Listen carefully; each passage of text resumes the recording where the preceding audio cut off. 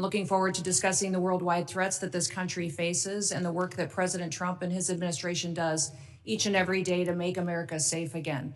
I'm very privileged and honored today to have my family with me. I'd like to introduce them to you. Disruptions of congressional business is a violation of law, is a criminal offense under federal law. Audience members are advised to take their seats and maintain order. The chairman may now ask Capitol Police to remove and arrest the persons creating the disturbance.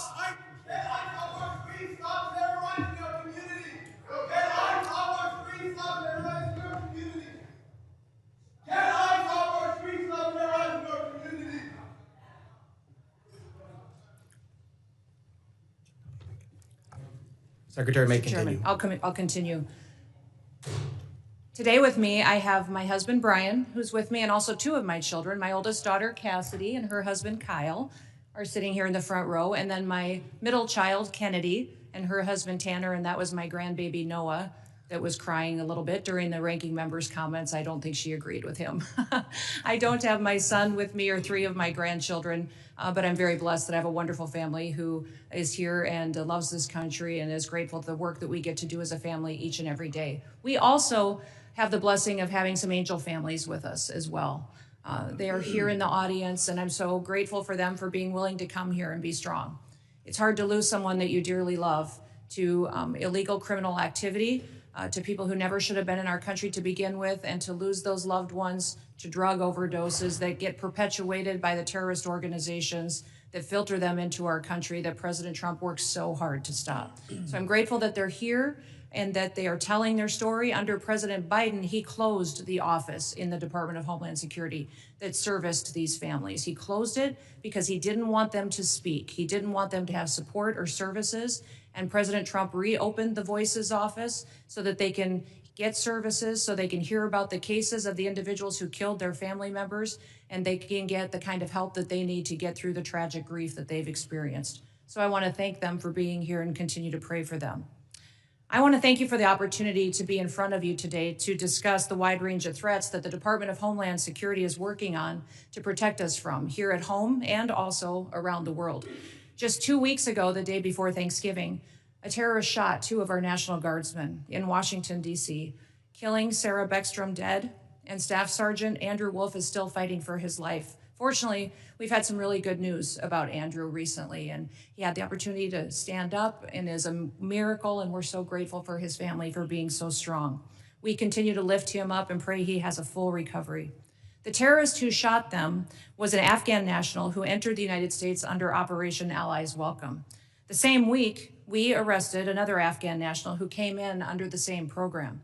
He was planning to carry out a bombing in Fort Worth, Texas. And just last week, just miles away in Washington, D.C., we arrested another Afghan national who also came in under Operation Allies Welcome. That individual provided support to the Islamic State of Iraq and ISIS-K and weapons to his father, who was a commander of a militia group in Afghanistan. Those are only a handful of the challenges that we face and the threats that the Department of Homeland Security stands against every single day. Under President Trump's leadership, DHS is securing our borders, we're restoring the rule of law, and we're protecting the homeland. DHS is eradicating transnational organized crime and the stopping of deadly drugs from continuing to be funneled into our communities. We're ending illegal immigration, returning sanity back to our immigration system, and we're defending against cyber attacks against our critical infrastructure. We have sent a strong message to criminal illegal aliens that we will find you, we will arrest you, and we will deport you. Our message has resonated to over 1.5 million illegal aliens who have gone home on their own voluntarily. At the same time, we as a country are still dealing with the mistakes, the errors, and the willful disregard of the last administration. For 4 years, the Biden administration allowed millions of people to come into our country illegally. Millions more in our country were exploited and were brought in under parole programs without even basic vetting. As a result, we've seen terrorist attacks and heinous crimes committed against American children and families by criminal illegal aliens and violent perpetuators who should have never been allowed into this country in the first place. Transnational organized crime groups, including Mexico's Sinaloa, New Generation Jalisco, and other drug cartels, they cause chaos and they harm American interests. Our critical infrastructure faces a perilous landscape, largely driven by the impact of cyber attacks from bad actors and cyber criminals. American citizens are increasingly under threat from assassination attempts, intimidation tactics, and violence perpetuated by our adversaries, radical Islamic extremists and domestic extremists. These bad actors seek to undermine our public trust. They instill fear in Americans. They destabilize the institutions that safeguard our national security. The United States is preparing to host several major public events in 2026, most notably the FIFA World Cup and the celebration of the 250th anniversary of our Declaration of Independence. These large-scale events will be potential targets for a range of bad actors, and they come with an increased level of risk. DHS is using every tool and authority we have to ensure the safety of U.S. citizens and our visitors can enjoy next year's events. Radicalized domestic violent extremists and lone actors are a concern, and intentional targeting and murderous attacks on ICE agents in Texas, parishioners in Michigan, and 2 National Guardsmen here in Washington, D.C. are just some of the acts and the despicable examples that unfortunately are becoming too common. These threats underscore a clear need for security strategies that counter both large-scale and individualized attacks. We will remain alert in our mission to protect this country. We will protect our citizens. And as we enter into a historic year, America will be on the world stage.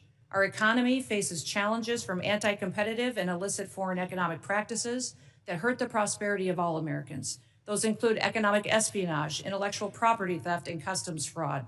Illicit front companies often abuse the visa system to acquire sensitive U.S. equipment, information, and technology. Economic security is national security because a country that cannot feed itself, can't fuel itself, and cannot provide for itself cannot possibly defend itself.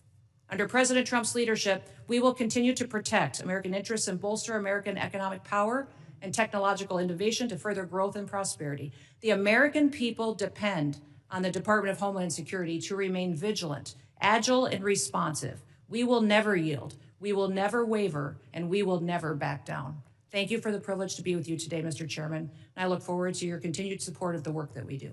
I yield back. Thank you, Secretary Noem. I now recognize Director Kent for 5 minutes to summarize his opening statement. Thank you very much, Mr. Chairman, ranking members, and all the members of the House. I appreciate the opportunity to appear before you and discuss the threats posed to our nation. Despite the progress that we've made so far in the Trump administration, the threat posed by terrorists of all brands remains very high right now. We've made significant progress under President Trump's leadership. We have the jihadis of ISIS and al-Qaeda on the run in Iraq and Syria, thanks to the decisive action and the strikes that we've taken there recently since President Trump took office in January. However, we have a persistent threat from the individuals that were allowed into this country by the previous administration. The number one threat that we have right now, in my view, is the fact that we don't know who came into our country in the last 4 years of Biden's open borders. What we have identified is alarming, and I want to share that with you today. We just recently put out a warning of the heightened risk of terrorist attacks posed to the homeland by terrorists pretty much of all stripes, but in particular from ISIS and from al-Qaeda.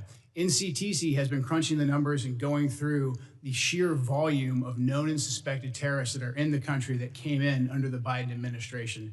So far, NCTC has identified around 18,000 known and suspected terrorists that the Biden administration let come into our country. These are individuals who under normal circumstances would never be allowed to enter our country because of their ties to jihadi groups like ISIS and al-Qaeda. Yet the Biden administration not only let them into the country, and in many cases facilitated their entry into the country, just like the entry of the Afghan terrorists who committed the terrorist attack here just before Thanksgiving, killing one of our National Guard members and wounding another. That Afghan was brought into the country as a group of over 100,000 Afghans who were brought here during the disastrous withdrawal from Afghanistan. These individuals, despite what has been reported, were not vetted properly to come into the United States. The individual terrorist who committed the attack in DC, he was vetted to serve as a soldier in Afghanistan.